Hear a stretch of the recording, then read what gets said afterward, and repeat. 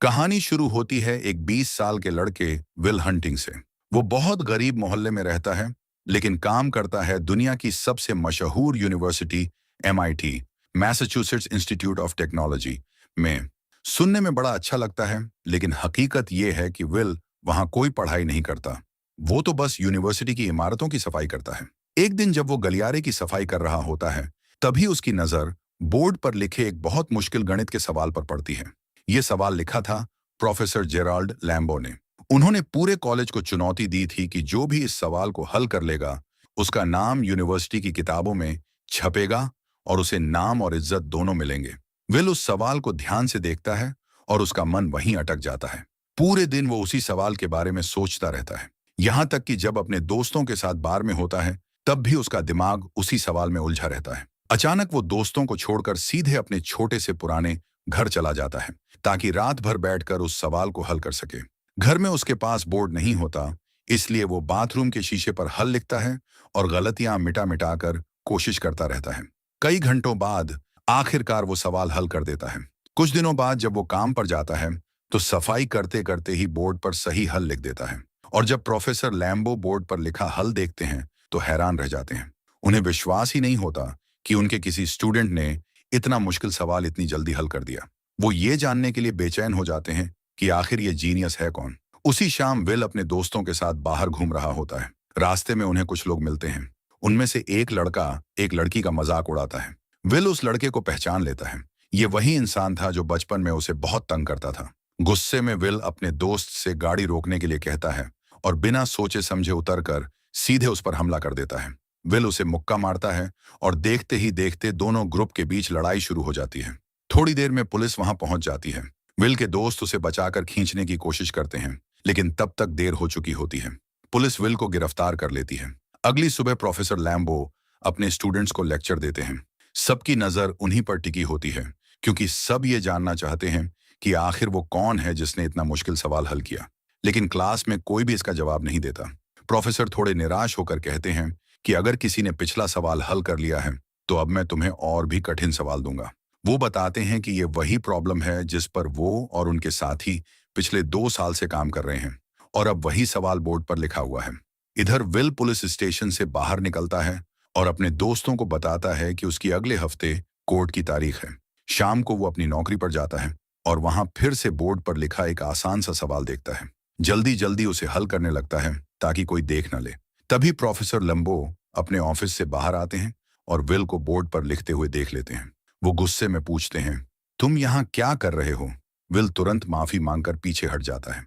Professor को लगता है कि ये लड़का कोई शरारती है जो बस बोर्ड पर बेवजह लिख रहा है। वो उसे पकड़ने की कोशिश करते हैं, लेकिन विल फुर्ती से वहां से गायब हो जाता है। जब प्रोफेसर दोबारा बोर्ड देखते हैं, तो उन्हें पता चलता है कि वहां सही जवाब लिखा हुआ है। ये देख वो दंग रह जाते हैं। शाम को काम खत्म होने के बाद विल अपने दोस्तों के साथ बार में जाता है और बताता है कि उसे नौकरी से निकाल दिया गया है। अब वो यूनिवर्सिटी के अंदर आकर सवाल हल नहीं कर पाएगा। उसके दोस्त पूछते हैं, क्यों निकाला? तो विल मजाक में कहता है, बस मैनेजमेंट ने बदलाव किया है। अगले दिन प्रोफेसर लैम्बो ठान लेते हैं कि अब वो इस रहस्यमयी जीनियस को ढूंढेंगे। वो सीधे सफाई कर्मचारियों के दफ्तर पहुंचते हैं और पूछते हैं, यहाँ काम करने वाले एक लड़के का नाम चाहिए। लेकिन वहां के स्टाफ को लगता है कि प्रोफेसर सफाई की शिकायत करने आए हैं, इसलिए वो तुरंत विल का नाम नहीं बताते। थोड़ा समय बाद ये पता चलता है कि विल MIT में सफाई का काम अपनी मर्जी से नहीं कर रहा था, बल्कि ये कोर्ट की तरफ से दी गई कम्युनिटी सर्विस थी। अब उसका केस सुनने का दिन आ चुका था। कोर्ट में प्रोफेसर लैम्बो भी मौजूद होते हैं। वहां सब देखते हैं कि विल खुद ही अपना केस लड़ रहा है। वो कानून और समाज के बारे में इतनी जानकारी दिखाता है कि सब हैरान हो जाते हैं। लेकिन उसके खिलाफ बहुत सारे पुराने केस होते हैं, इसलिए जज उसे जेल भेज देते हैं और $50,000 की जमानत रख देते हैं। कुछ समय बाद प्रोफेसर लैम्बो जेल में विल से मिलने आते हैं।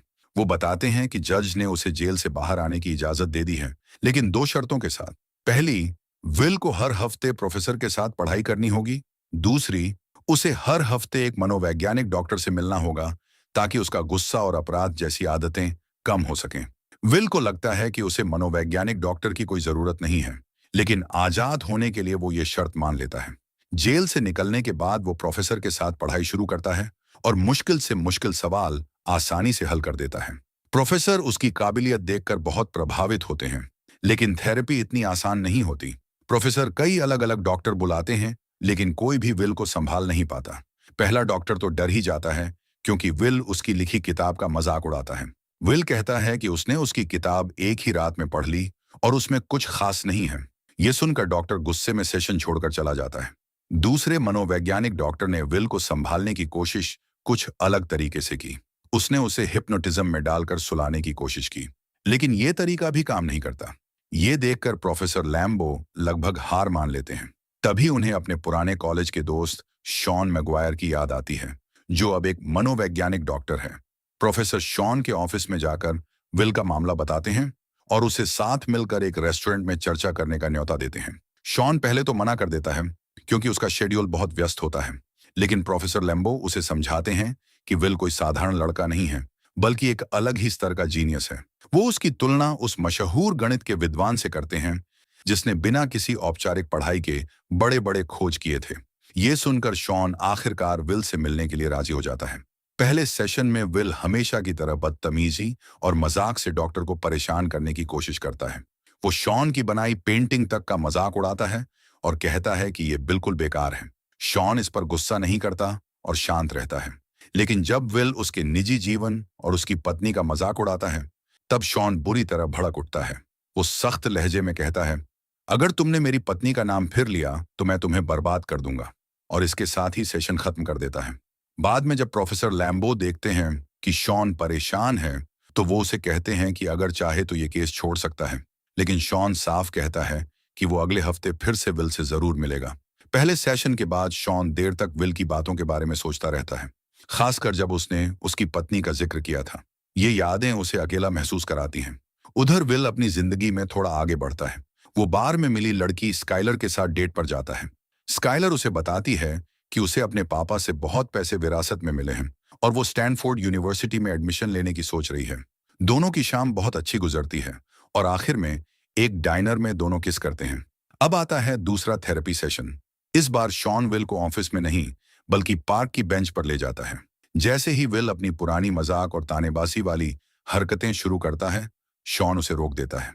शॉन कहता है कि उसने विल की बातों पर बहुत सोचा है और अब उसके पास कहने को कुछ है। वो बताता है कि विल भले ही बहुत पढ़ा लिखा और तेज दिमाग वाला है, लेकिन असल जिंदगी के बारे में उसे कुछ नहीं पता। वो दुनिया के हर कलाकार के बारे में किताबों से जान सकता है, लेकिन उसने कभी बोस्टन छोड़कर उनकी असली कलाकृतियां नहीं देखी। वो युद्ध पर लिखी किताबें सुना सकता है, लेकिन उसने कभी युद्ध का मैदान नहीं देखा। वो प्यार की कविताएं सुना सकता है, लेकिन उसने कभी किसी औरत से सच्चा प्यार नहीं किया, न ही उसके सामने खुद को पूरी तरह खोला। और सबसे अहम बात, जब तक विल अपने दिल का दर्द खुद नहीं बताएगा, तब तक कोई ये नहीं समझ सकता कि एक अनाथ होने का दर्द क्या होता है। शॉन कहता है कि किताबों से ये सब नहीं सीखा जा सकता। असली सबक जिंदगी खुद सिखाती है। अगले सेशन में विल पूरे टाइम चुप रहता है। शॉन शांति से बैठा रहता है, क्योंकि उसे पता होता है कि विल बस उसे परख रहा है, और वो सही निकलता है। अगले ही सेशन में विल चुप्पी तोड़ता है और शॉन को एक गंदा चुटकुला सुनाता है। इसके बाद दोनों हल्की फुल्की बातें करने लगते हैं। विल अपनी डेट के बारे में बता देता है। शॉन पूछता है कि क्या वो स्काइलर से दोबारा मिलेगा। तब विल एक सच्चाई मान लेता है। वो कहता है कि शायद नहीं, क्योंकि वो नहीं चाहता कि स्काइलर की उसकी नजरों में बनी परफेक्ट इमेज टूट जाए। लेकिन शॉन उसे समझाता है कि असल में विल अपनी ही बनाई हुई परफेक्ट इमेज से डर रहा है, लड़की की नहीं। असली रिश्तों में एक दूसरे की कमियां और आदतें स्वीकार करनी पड़ती हैं। शॉन अपनी बीवी की कहानी बताता है, जो हाल ही में कैंसर की वजह से गुजर गई थी। वो कहता है कि उसे उसकी छोटी छोटी आदतें और नखरे सबसे ज्यादा याद आते हैं। असली प्यार और नजदीकी तभी होती है जब हम इंसान को उसकी कमियों के साथ अपनाएं। पहली बार विल ध्यान से सुनता है। दूसरी तरफ विल स्काइलर से मिलने उसके हॉस्टल पहुंचता है। स्काइलर हैरान होती है, क्योंकि विल ने लंबे समय से उसे कॉल नहीं किया था, लेकिन वो बाहर जाने के लिए मान जाती है। अगले दिन दोनों डॉग रेस देखने जाते हैं और बहुत अच्छा वक्त बिताते हैं। स्काइलर विल से पूछती है कि वो कहाँ बड़ा हुआ। विल सच छुपाकर मजाक में कह देता है कि उसके 12 बड़े भाई हैं। स्काइलर हंसकर कहती है कि ये झूठ है, लेकिन विल कसम खाकर बात को और मजेदार बना देता है। यहाँ तक कि उसे वादा करना पड़ता है कि वो जल्दी ही स्काइलर को अपने परिवार से मिलवाएगा। इसके बाद स्काइलर विल से पूछती है कि किसी को कैसे पता चलता है कि वही उसका सच्चा साथी है। ये सवाल विल के दिमाग में बैठ जाता है और अगले दिन वो शॉन से यही पूछता है। शॉन मुस्कुराकर बताता है कि उसे अपनी बीवी को देखकर पहली नजर में ही समझ आ गया था। फिर वो एक किस्सा सुनाता है। एक बार उसे एक बहुत ही रेयर बेसबॉल मैच के टिकट मिले थे, लेकिन उसने वो मैच छोड़ दिया क्योंकि उसी दिन एक खूबसूरत लड़की बार में मिली थी। शॉन कहता है कि उसे आज भी उस मैच को मिस करने का कोई अफसोस नहीं है। स्काइलर बार बार जिद करती है कि विल उसे अपने असली परिवार से मिलवाए, लेकिन विल सच बताने से अभी भी बचता है। इसलिए वो कम से कम उसे अपने दोस्तों से मिलाने का फैसला करता है। स्काइलर उनके ग्रुप में आसानी से घुल मिल जाती है, सबके साथ हंसी मजाक करती है और बियर पीती है। लेकिन रात के अंत में चक की एक बात से विल का मूड खराब हो जाता है। दूसरी तरफ प्रोफेसर लैम्बो एक डाइनर में शॉन से मिलते हैं और विल की थेरेपी को लेकर सवाल पूछते हैं। लैम्बो को असल में विल के अतीत की परवाह नहीं है, बल्कि वो जानना चाहते हैं कि अब विल उनके मार्गदर्शन में आगे क्या करने वाला है। इस पर शॉन कहता है कि वो विल पर दबाव नहीं डालेगा, क्योंकि विल को खुद तय करना होगा कि उसे जिंदगी में क्या चाहिए। ये सुनकर लैम्बो गुस्सा हो जाता है और कहता है कि उसने पहले ही विल को बड़े बड़े लोगों से मिलवा दिया है, लेकिन उन्हें ये पता नहीं होता कि विल की जगह उसका दोस्त चक उन लोगों से मिलने पहुंच जाता है। वहां चक पैसों की मांग करता है और अपने बुरे व्यवहार से पूरा सौदा बिगाड़ देता है। दूसरी तरफ विल और स्काइलर एक रोमांटिक शाम बिताते हैं और दोनों का रिश्ता और गहरा होने लगता है। स्काइलर अपने घर पर विल से सीधा सवाल करती है। वो कहती है कि उसे स्टैनफोर्ड पढ़ने के लिए कैलिफोर्निया जाना है और चाहती है कि विल भी उसके साथ चले, लेकिन विल तुरंत मना कर देता है और तरह तरह के बहाने बनाने लगता है। स्काइलर उसे समझाती है कि वो बस अपनी छोटी सी दुनिया में फंस कर बैठा है, जहां उसे कोई चुनौती नहीं मिलती और वो नई चीजों से डरता है। ये सुनकर विल भड़क जाता है। उसे लगता है कि स्काइलर उसके साथ सिर्फ मजाक कर रही है और उसके लिए वो बस एक टाइम पास है, क्योंकि वो गरीब है। स्काइलर हैरान होकर पूछती है कि पैसे को लेकर उसकी इतनी टेंशन क्यों है। वो रोते हुए कहती है कि अगर उसे अपने अमीर पिता की दौलत और अपने पिता में से एक चुनना पड़े, तो वो हमेशा अपने पिता को चुनेगी, पैसे को नहीं।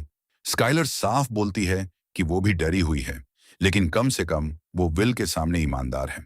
विल फिर से बहस करता है। तभी स्काइलर को याद आता है कि विल ने बार बार अपने 12 भाइयों की झूठी कहानी सुनाई थी। अब विल पूरी तरह अपना आपा खो देता है और चिल्लाने लगता है। वो कहता है कि स्काइलर उसकी असली जिंदगी कभी जानना ही नहीं चाहेगी, क्योंकि सच्चाई ये है कि वो एक अनाथ है और बचपन में लोगों ने उसके साथ बहुत बुरा व्यवहार किया था। स्काइलर आंसू भरी आंखों से उसे भरोसा दिलाती है कि वो उसकी हर बात जानना चाहती है, चाहे वो कितनी भी दर्दनाक क्यों ना हो। आखिर में स्काइलर उससे अपने दिल की बात कहती है। वो उससे प्यार करती है, लेकिन विल का दिल पहले ही बंद हो चुका है और वो ठंडी आवाज में कहता है, मैं तुमसे प्यार नहीं करता। इसके बाद विल की मुलाकात प्रोफेसर लैम्बो से होती है। लैम्बो नाराज होता है क्योंकि बिजनेस पार्टनर्स के साथ मीटिंग में विल की हरकतों ने सब गड़बड़ कर दी। विल गुस्से में फट पड़ता है और कहता है कि उसे अब यकीन ही नहीं है कि वो ये अकादमिक करियर वाकई चाहता भी है या नहीं। अब विल और प्रोफेसर लैम्बो की बातचीत और भी मुश्किल हो जाती है, क्योंकि विल की तेज दिमागी बातें लैम्बो को नीचा दिखा देती हैं। लैम्बो कहता है कि उसे विल से कम थोड़ा आभार तो चाहिए था। दोनों में बहस होती है और विल गुस्से में चला जाता है। कुछ समय बाद विल को नेशनल सिक्योरिटी एजेंसी NSA में नौकरी के लिए बुलाया जाता है, जहां उसे सुनहरे करियर का वादा किया जाता है, लेकिन विल साफ मना कर देता है। उसका कहना है कि वह किसी आम इंसान की जिंदगी सिर्फ राजनीति की चालों के लिए बर्बाद नहीं करना चाहता। इसके बाद विल फिर से शॉन से मिलता है। शॉन पूछता है कि उसने NSA की नौकरी क्यों ठुकराई। विल हंसकर कहता है, मैं तो किसी और बेहतर मौके का इंतजार कर रहा हूं। शॉन, जो उसका मनोवैज्ञानिक डॉक्टर है, विल से पूछता है कि क्या उसके पास कोई ऐसा दोस्त है जिससे वो दिल की बातें कर सके, या क्या वह कभी अकेलापन महसूस करता है। विल इसका जवाब देने की बजाय मशहूर दार्शनिकों के नाम गिनाने लगता है। तब शॉन समझाता है कि असली रिश्ते तो जिंदा लोगों से ही बनाए जा सकते हैं। शॉन फिर पूछता है कि अगर विल सच में अपने भविष्य को लेकर गंभीर है, तो वह चाहता क्या है। विल मजाक में कहता है कि उसे ईंट लगाने या चरवाहा बनने में भी कोई दिक्कत नहीं। शॉन समझ जाता है कि विल बस मजाक कर रहा है और अपनी सच्चाई से भाग रहा है। गुस्से में शॉन उसे अपने ऑफिस से बाहर निकाल देता है। विल हैरान रह जाता है कि उसे क्यों निकाला गया। तब शॉन साफ कहता है, क्योंकि तुम ईमानदारी से जवाब नहीं दे रहे, बस अपनी असली पहचान छुपा रहे हो। शॉन से बात करते हुए विल पूछता है, तुम अपनी जीवन साथी की बातें करते हो, लेकिन तुम्हारी पत्नी कहाँ है। शॉन शांति से जवाब देता है, वो अब इस दुनिया में नहीं है। समय बीतता है और विल स्काइलर को फोन करता है। लेकिन स्काइलर अब उसका इंतजार छोड़ चुकी होती है, क्योंकि विल कोई पक्का फैसला ही नहीं लेता। स्काइलर आखिरी बार कहती है, आई लव यू, अपना ख्याल रखना, और फिर वो कैलिफोर्निया चली जाती है। दूसरी तरफ विल बॉस्टन में अपने दोस्त चक के साथ कंस्ट्रक्शन का काम करने लगता है। उधर प्रोफेसर लैम्बो फोन पर बात करते हुए कहता है कि विल अब अपनी जिम्मेदारी पूरी नहीं कर रहा। अगर वो कोर्ट में रिपोर्ट कर दे कि विल सेशन पर नहीं आ रहा, तो विल वापस जेल चला जाएगा, और इस बार उसका मन भी साफ रहेगा। काम के दौरान ब्रेक में चक विल से पूछता है कि वो जिंदगी में आगे क्या करने वाला है। विल मजाक में कहता है कि उसे लैब में चूहा बनकर गणित के सवाल हल नहीं करने, बल्कि बॉस्टन में रहकर अपने दोस्तों के साथ मस्ती करनी है। लेकिन इस बार चक खुलकर विल को डांटता है। वो कहता है कि विल अपनी काबिलियत बर्बाद कर रहा है। चक ये तक मान लेता है कि हर रोज वो ये ख्वाहिश करता है कि एक दिन विल अपने घर से निकले और अपनी असली जिंदगी बनाए। इसी बीच लैम्बो को पता चलता है कि विल अब शॉन के साथ थेरेपी पर भी नहीं जा रहा। गुस्से में लैम्बो शॉन को धमकाता है कि वो जज को सब सच बताएगा, और शॉन पर यह इल्जाम लगाता है कि वही विल को फिर से अपराधों की तरफ धकेल रहा है। शॉन प्रोफेसर लैम्बो से कहता है कि उसे इस बात से फर्क नहीं पड़ता अगर लोग उस पर हंस लें, लेकिन वो विल की भावनाओं को नजरअंदाज नहीं कर सकता। शॉन बताता है कि लैम्बो को कभी असली प्यार स्वीकार करना आया ही नहीं, और वो पूरी जिंदगी अकेला ही रहा है। लेकिन लैम्बो उसकी बात सुनने को तैयार नहीं होता। उसे लगता है कि शॉन उसकी सफलता से जलता है। ये सुनकर शॉन हैरान रह जाता है, और उसे लगता है कि लैम्बो बस घमंडी है। शॉन समझाता है कि वो सिर्फ विल के भविष्य और उसकी असली ख्वाहिशों की परवाह करता है, जबकि लैम्बो का दबाव उसे नाकाम बना सकता है। तभी लैम्बो चुपचाप वहां से चला जाता है और विल को शॉन के साथ अकेला छोड़ देता है। शॉन विल को बताता है कि उसका और लैम्बो का झगड़ा व्यक्तिगत नहीं है, बल्कि ये पुरानी बातों से जुड़ा हुआ है। फिर शॉन बात बदलते हुए बताता है कि उसने विल के बारे में जज के लिए एक रिपोर्ट तैयार की है। विल उससे पूछता है कि क्या उसके जैसे और भी मरीज उसके पास आए हैं। तभी शॉन पहली बार अपनी पर्सनल लाइफ शेयर करता है और बताता है कि उसका पिता शराबी था जो उसे बहुत मारा करता था। वो विल से कहता है कि जो कुछ भी उसके साथ हुआ उसकी गलती नहीं है। शुरुआत में विल मजाक बनाकर बात टालने की कोशिश करता है, लेकिन फिर अचानक टूटकर अपने असली जज्बात बाहर निकाल देता है। आखिरकार सब कुछ साफ होने लगता है कि उसका पिता शराबी था और बचपन में उसे बहुत मारा पीटा करता था। विल अपनी आखिरी सेशन के लिए शॉन के पास आता है और बताता है कि उसने प्रोफेसर लैम्बो द्वारा सुझाई गई कंपनियों में से एक में जॉब ज्वाइन करने का फैसला कर लिया है, और वो इस फैसले से खुश है। शॉन भी कहता है कि उसने थोड़ी दुनिया घूमने का सोचा है, और जाते जाते अपना नंबर विल को दे देता है। शाम को विल अपने दोस्तों के साथ अपना बर्थडे सेलिब्रेट करता है। उसके दोस्त उसे एक कार गिफ्ट करते हैं जो उन्होंने पुराने पार्ट्स से जोड़कर बनाई थी। इस बीच प्रोफेसर लैम्बो शॉन से मिलने आता है। दोनों एक दूसरे से माफी मांगते हैं और फिर साथ में बार में ड्रिंक करने निकल जाते हैं। दूसरी तरफ हमेशा की तरह चक विल को लेने आता है, लेकिन इस बार वो देखता है कि विल घर पर नहीं है। ये देखकर चक बहुत खुश होता है, बिल्कुल वैसे ही जैसे वो अपने सपनों में हमेशा चाहता था। विल ने शॉन के लिए एक नोट छोड़ रखा था। शॉन उसे पढ़ता है और पता चलता है कि विल ने जॉब छोड़ दी है और कैलिफोर्निया चला गया है स्काइलर के पास। उस नोट में विल वही लाइन लिखता है जो कभी शॉन ने अपने दोस्तों से कही थी जब उसने बेसबॉल मैच छोड़कर अपनी होने वाली पत्नी से मिलने का फैसला किया था। और इसी खूबसूरत अंदाज में ये कहानी खत्म होती है। ये कहानी हमें सिखाती है कि जिंदगी में असली जीत डिग्री या नौकरी से नहीं, बल्कि सच्चे प्यार और अपने असली मकसद को पहचानने से मिलती है।